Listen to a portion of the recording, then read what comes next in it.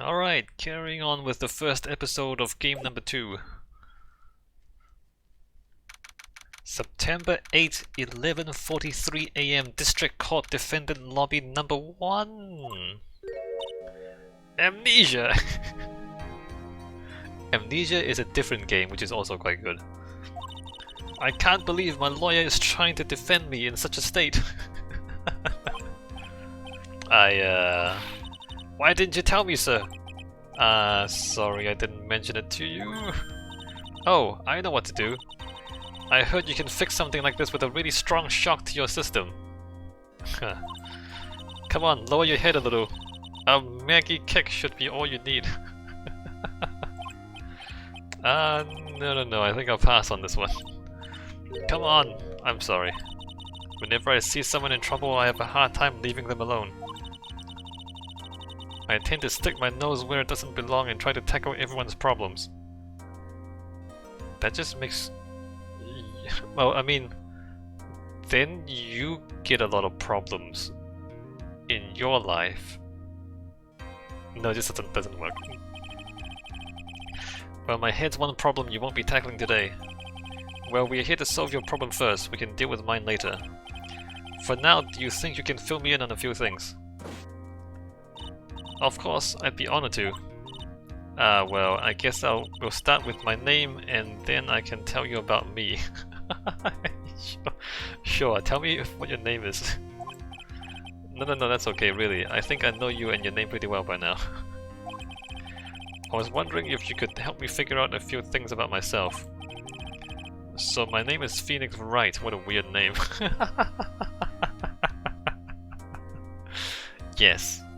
Yes, weirdo.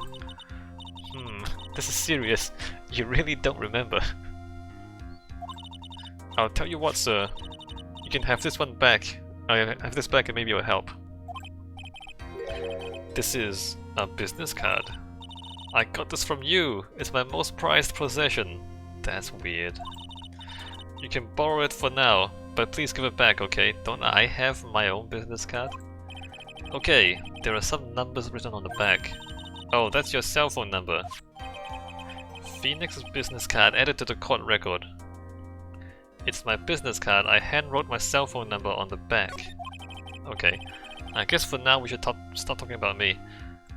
Court record. And start talking about this case. This case? Yep. Can you think of anything that would be helpful for me to know? What can I tell you? I can't think of anything other than the incident with the cell phone, but... Cell phone? Yeah, your eyes lit up when we talked about it at the detention center, sir. Exclamation. Hurry up then and tell me. This might be very important. Okay, Roger. It was on the day of the crime just before 6 PM.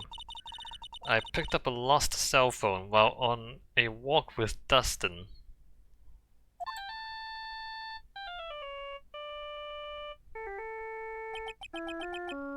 Wait, the blue badger? All of a sudden, the phone began to ring. Beep. Hello? Oh, thank you. I've been searching for my phone. Is this yours? Oh, I'm glad you called. We can meet up and I can give this back. I'll be right there. I'm sorry, I didn't catch your name. You can call me Maggie. Oh. I see. That person did it. The blue badger, by the way. We agreed to meet up at 6. Dustin and I waited for the person to show up. But they never did. So where is the phone you found now? I gave it to you yesterday. Huh, to me? Is it that phone in my pocket? You mean this? Do you think it has anything to do with the murder? I don't really know, but if my eyes lit up... Ah! You were here all along! You're Hi Maya. You're so mean! I called you a million times but you wouldn't pick up.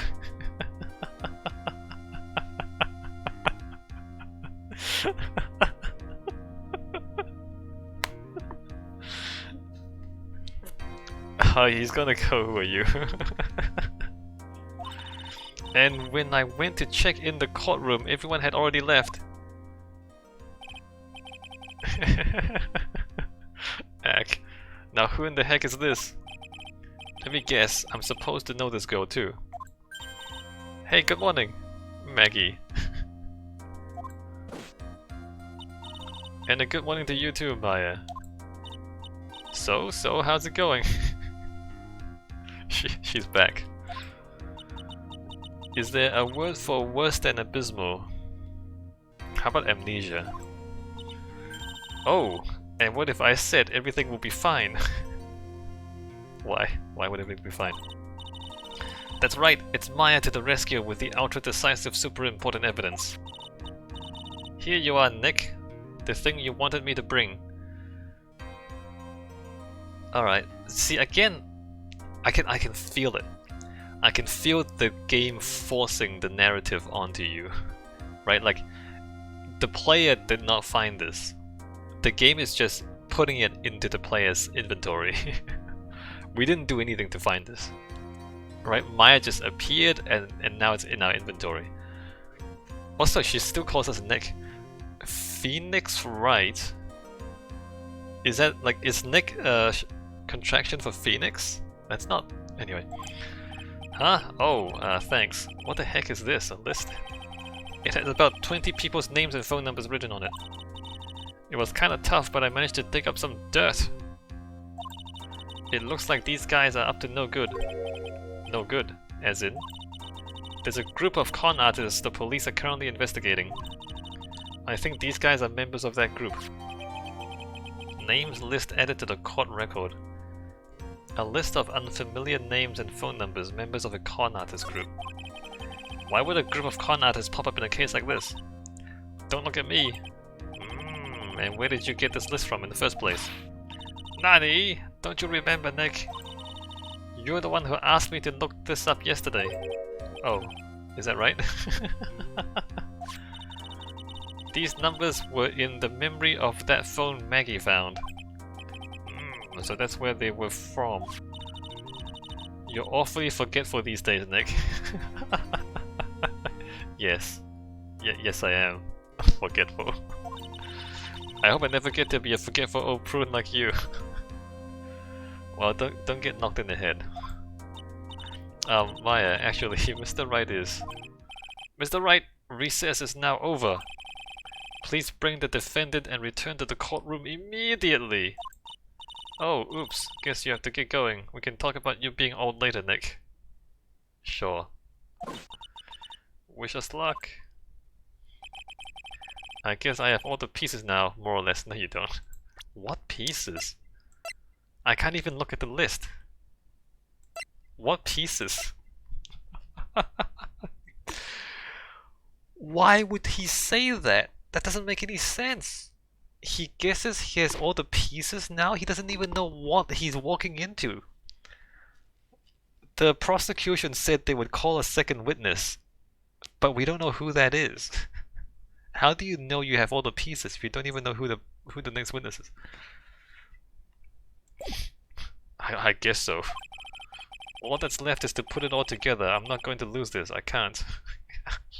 How could you possibly know what's going on next? Come on, Nick. Better get a move on. Yeah. She's still dressed like that, by the way. September 8, 11:54 AM, District Court number 2.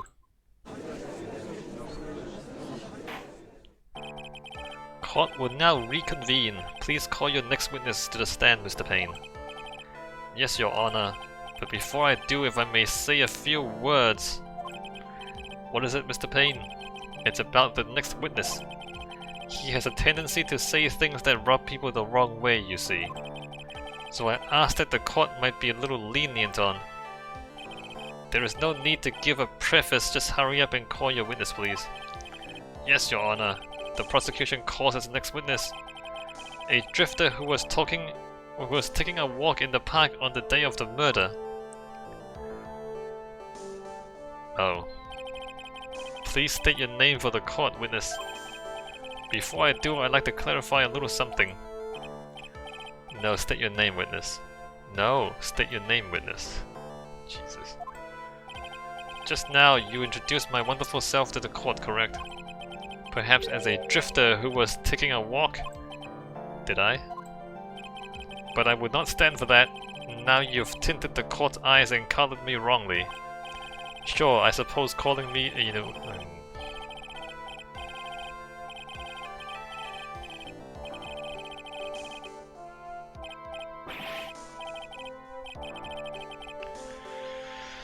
Yes, I understand. I'm very sorry. I'll be more careful from now on. What is he, a human chatterbox?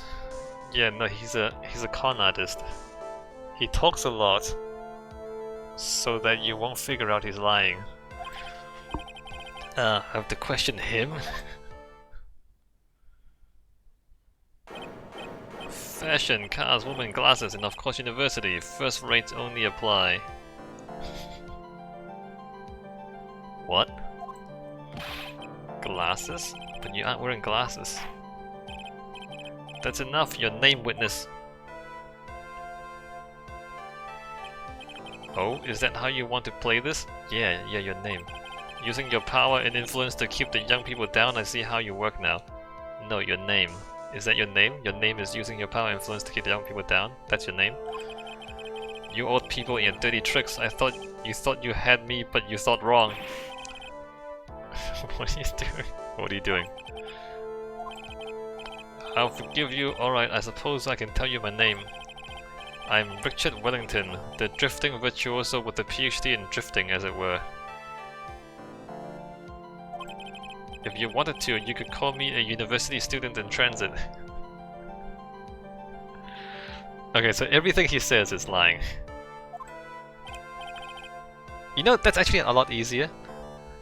If somebody, like, lies about everything, it's much easier to deal with than if somebody lies, like, sometimes, but not other times, right? Like, if they're always lying and you can figure that out, then you just take the opposite of whatever they say and you figure out what they're saying. But if somebody lies, like, only a little bit, like, only in the crucial moments and in ways that you don't realize, it's much harder to deal with. So, like, a good liar doesn't actually lie that often. Whereas a bad liar lies all the time. I don't know why I'm teaching you how to lie. You know what, just don't worry about that. Don't worry about what I just said. Don't lie to people, and good people don't lie. Alright, carry on. On the day of the murder, you were strolling through the park, correct? It would appear that you are attached to that word. If you must, then by all means. But I remind you that I am in no way a prepubescent boy out on a walk with Mummy. Wait, you were out on a walk with your mom? If you must know, I'm... Anyway, please testify to this court what you saw during your walk through the park. See, you did it again, taking a walk. You know you... What you witnessed would do, Mr. Wellington. You were with your mum? What I saw that day. I was at the park all afternoon, deep in thought about my life situation. He's a drifter. I don't remember the time all that well, but I do believe it was past 6 PM. All of a sudden, a police officer falls from above right in front of my eyes. Without a thought, I looked up, and there I met the eyes of a charming young lady. Of course, I remember her sweet face. It was that of the pretty defendant there. The only other thing I saw was the banana that fell with the police officer. A banana? A banana? A banana? That was certainly a decisive testimony. Decisive! Nick, did you hear what he just said? Yeah. That's all you have to say? How can you be so calm? It's strange. My mind is very calm and clear. Maybe it's because I believe in my clients. You mean Maggie? Yes, and if she really is innocent, then that can only mean one thing. That guy is lying! Of course he's lying. What do you mean, of course? You may now question the witness, Mr. Wright. I'll find out the truth, no matter how well you craft your lies. He's not very good at lying. What I saw that day... I was at the park all afternoon deep and thought about my life situation. So let me... Do we have a banana?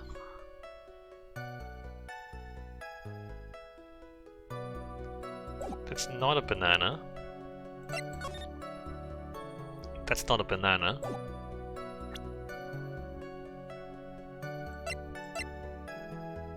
So the con, I guess he like leaves his phone around, and then he calls his phone, and then he mugs the people who respond. You will note that there's a phone booth there. List of con artists and their phone numbers found on the cell phone. My cell phone number on the back of the business card. So you were at the park all afternoon. You seem to have a lot of free time. That was very rude of you, but then again, what can I expect? That's what you get from a man who graduated from a no-name trashy university. No name, trashy. Now, this might be hard for a mush-headed, feeble-minded baboon like you, but I have to think very carefully about the future of our great country. But I thought you said you were thinking about which college to go to just now. Oh, please. Which university I go to will directly affect the very future of this country. That arrogant little snot.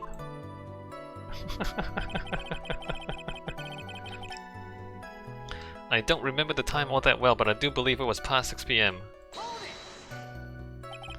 How did you know what time it was? I see you're not wearing a watch, so... Is that the best you can do? Do you think you can discredit me like that? You're just a third-rate biased fool. I guess I can't expect real smarts from you. He looked... There's a clock, so he would have known exactly what time it was because there's a clock right behind the dead body. His arrogance is really intolerable, so what should I do now? Press harder. Answer the question, how did you know what time it was? Tisk, I can't believe I have to deal with a worm like you. You're just a shallow man who can only slam on desk and point at people for fun. I guess I don't have a choice. I'll try to explain it so that even a third-rate simpleton like you can understand. There was this little thing they call a clock at the park. Did you get that? Do you know what a clock is? It's a thing that tells you the time. As you can see, Mr. Wright, it's even in the picture of the crime scene. Alright. But you said you weren't sure what time it was, even though there's a clock right there. Oh, so it is. I looked at that clock and that's how I knew the time. But if you ask me, this whole concept of breaking time apart and... Okay, shut up.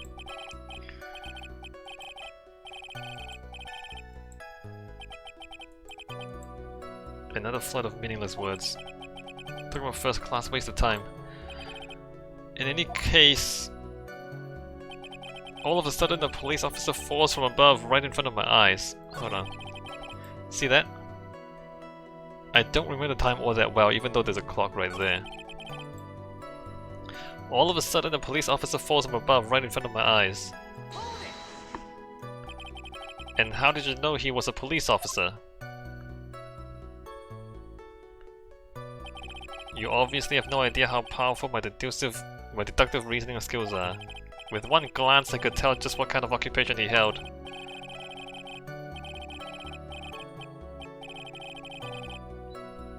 Oh, and I suppose it was also because he was wearing an officer's uniform.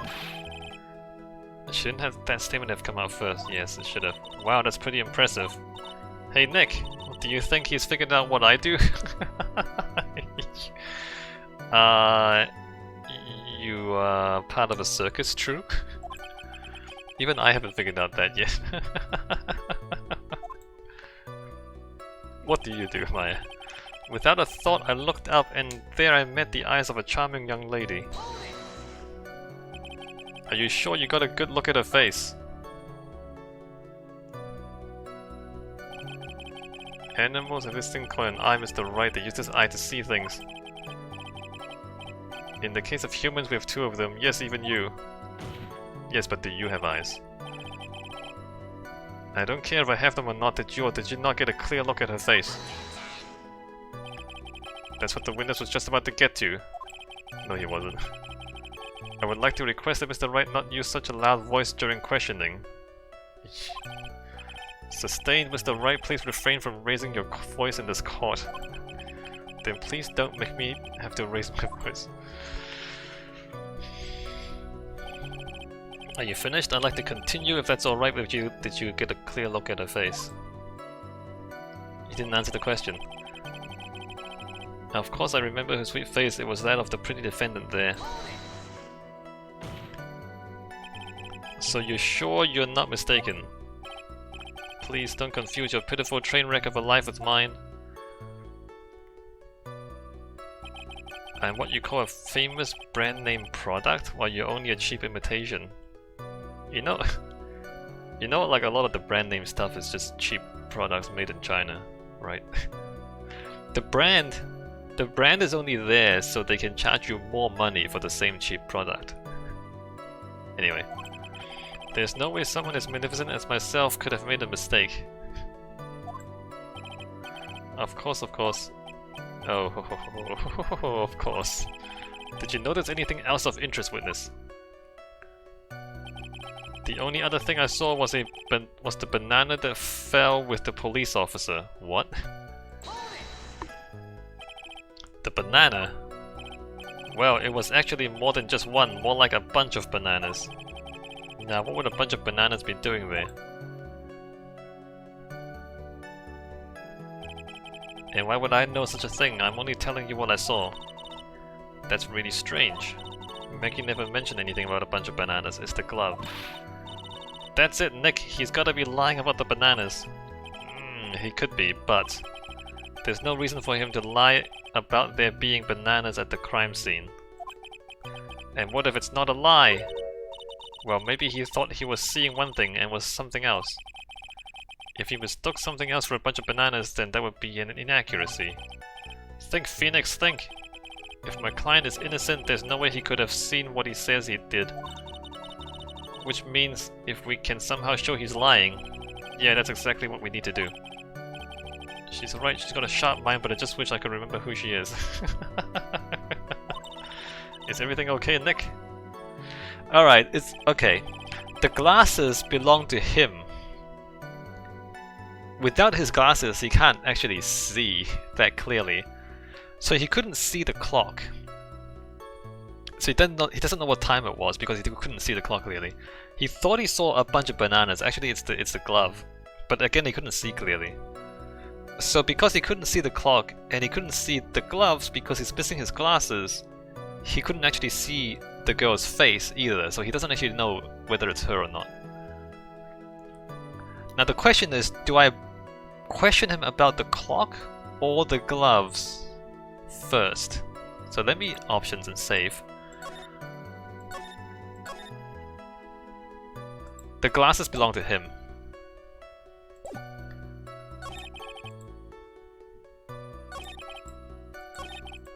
I'm gonna press... Oh, I didn't mean to press, I mean to present.